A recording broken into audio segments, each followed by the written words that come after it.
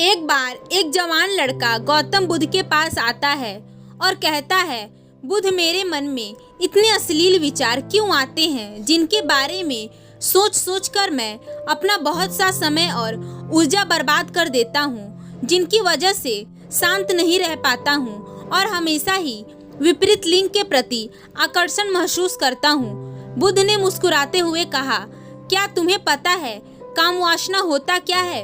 लड़के ने कहा, बुद्ध, मुझे यह तो नहीं पता कि काम वासना का मतलब क्या है, लेकिन ये जो कुछ भी है बहुत बुरी है। बुद्ध ने कहा कि प्राकृतिक रूप से जो भी हमारे अंदर है उसकी कुछ ना कुछ जरूरतें हैं। वासना एक प्रकार की भावना है जो हमें किसी न किसी चीज की कमी का एहसास करवाती है, फिर हम उस कमी की पूर्ति करने के लिए उस चीज की तरफ आकर्षित होना शुरू कर देते हैं। जैसे अगर किसी के पास धन की कमी है तो उसके अंदर धन की वासना उत्पन्न हो जाएगी। तो वासना कुछ और नहीं बल्कि एक प्रकार की कमी, एक प्रकार की जरूरत का एहसास है, और जब ये जरूरत शारीरिक हो तो हम इसे काम वासना कह देते हैं। लड़के ने कहा, बुद्ध, यह तो समझ में आ गया कि काम वासना का मतलब क्या है, लेकिन यह हमारे अंदर आती कहाँ से है, यह उत्पन्न कैसे होती है? बुद्ध ने कहा, काम वासना कहीं से आती नहीं है, बल्कि यह प्राकृतिक रूप से हमारे अंदर ही मौजूद होती है और इसका होना जरूरी भी है, क्योंकि यही मानव जाति के विस्तार का आधार है। लड़के ने कहा, बुद्ध, जब काम वासना प्राकृतिक रूप से हमारे अंदर मौजूद है तब फिर लोग काम वासना को गलत क्यों बोलते हैं? यह एक बहुत बड़ी समस्या है कि लोगों ने काम वासना को गलत नजरिए से देखना शुरू कर दिया है, इसे दबाने की कोशिश करना शुरू कर दिया है। काम वासना का होना गलत नहीं है, बल्कि काम वासना का बेलगाम होना गलत है। केवल उसी के बारे में हमेशा सोचना गलत है, केवल उसी के लिए जीना, केवल उसी को अपने जीवन का लक्ष्य बना लेना। बुद्ध ने उस लड़के से पूछा, तुम्हें क्या लगता है, क्या जानवरों में भी काम वासना होती है? लड़के ने कहा, हाँ बुद्ध, जरूर होती है, क्योंकि आखिर जानवरों की भी तो अपनी पीढ़ी आगे बढ़ानी है। फिर बुद्ध ने कहा, तो हम जानवरों की काम वासना को गलत क्यों नहीं कहते? लड़के ने कहा, पता नहीं बुद्ध, आप ही बताएं। बुद्ध ने कहा, क्योंकि जानवर अपनी काम वासना का उपयोग सिर्फ संपत्ति उत्पन्न करने के लिए नहीं करते, उससे खुशी प्राप्त करने के लिए और ना ही सुख भोगने के इरादे से, क्योंकि जानवरों को प्रकृति ने इतनी सोचने समझने की क्षमता ही नहीं दी है कि वह अपनी काम वासना को अपने क्षणिक सुख का आधार बना सके, जबकि इंसान अपनी सोचने समझने की क्षमता का दुरुपयोग करने, प्रकृति में पाई जाने वाली हर एक चीज का अपने सुख और आनंद करने का प्रयास करते हैं। हम इंसानों ने भी काम वासना के साथ यही किया है, इसे अपने आनंद और भोग का आधार बना लिया है।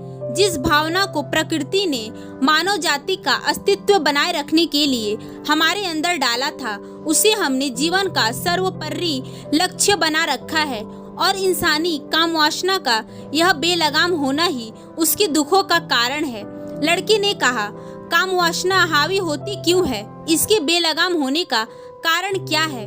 बुद्ध ने कहा, काम वासना के बेलगाम होने के मुख्य 4 कारण हैं, जिसमें से पहला कारण है जीवन में किसी बड़े उद्देश्य का ना होना। बुद्ध ने उस लड़के से पूछा, क्या जब तुम किसी काम में व्यस्त होते हो तब भी तुम्हारे दिमाग में अश्लील विचार आते हैं? लड़के ने कहा, जब मैं व्यस्त होता हूँ तो मेरे दिमाग में अश्लील विचार नहीं आते हैं। बुद्ध ने कहा, हमारा दिमाग एक बार में सिर्फ एक ही चीज के बारे में सोच सकता है, इसलिए जब हमारे दिमाग में कोई दूसरे विचार चल रहे होंगे तो अश्लील विचार आ ही नहीं सकते। अगर हमारे जीवन में कोई बड़ा और स्पष्ट लक्ष्य है और अगर हम यदि उस लक्ष्य के प्रति पूरी तरह से समर्पित हैं तो हमारे पास कभी इतना समय नहीं होगा कि यह फालतू विचार हमारे मन में आ सके, और अगर ऐसे विचार उठते भी हैं तो हमारे मजबूत विचार इन्हें आसानी से हमारे मन से अलग कर देते हैं। लेकिन समाज की असल समस्या यही है कि अधिकतर लोगों के पास उनका स्पष्ट लक्ष्य नहीं है। काम वासना के बेलगाम होने का दूसरा बड़ा कारण है समाज के द्वारा इसे गलत बताकर इसे दबाए जाने की कोशिश करना। लोगों के एक बड़े तबके ने कामुकता को हमेशा ही एक शक की नज़र से देखा है और इसका सबसे बड़ा कारण है कि हमने अपने प्रजनन अंगों को शरीर की बाकी अंगों की तरह स्वीकार नहीं किया, जबकि हमारे प्रजनन अंग भी हमारे शरीर का हिस्सा मात्र है, इसमें अधिक कुछ नहीं। बुद्ध ने कहा, इंसानों ने कामुकता के हावी होने का तीसरा कारण है हमारा अपने विचारों के प्रति जागरूक न होना। हमारे मन में कैसे विचार चल रहे हैं हम इस पे कभी ध्यान ही नहीं देते। हमारे मन में उठने वाली विचारों के बारे में एक अनोखी बात यह है कि जब हम किसी एक चीज के बारे में विचार करते हैं तो हमारा मन उसी से संबंधित और भी विचार हमारे सामने रखना शुरू कर देता है और फिर ऐसे ही हमारे मन में विचारों की एक श्रृंखला बन जाती है जिस पर हम उलझ कर रह जाते हैं। ठीक ऐसा ही होता है अश्लील विचारों के साथ। हमने एक बार किसी को देखकर अपने मन में एक अश्लील विचार पैदा किया, फिर हमारा मन अपने आप ही इन विचारों की श्रृंखला बना देता है जिनके बारे में सोच सोच कर हम अपनी बहुत सी ऊर्जा और समय बर्बाद कर देते हैं। इसलिए पूरी जागरूकता के साथ अपने अंदर उठने वाले विचारों पर ध्यान देना जरूरी है।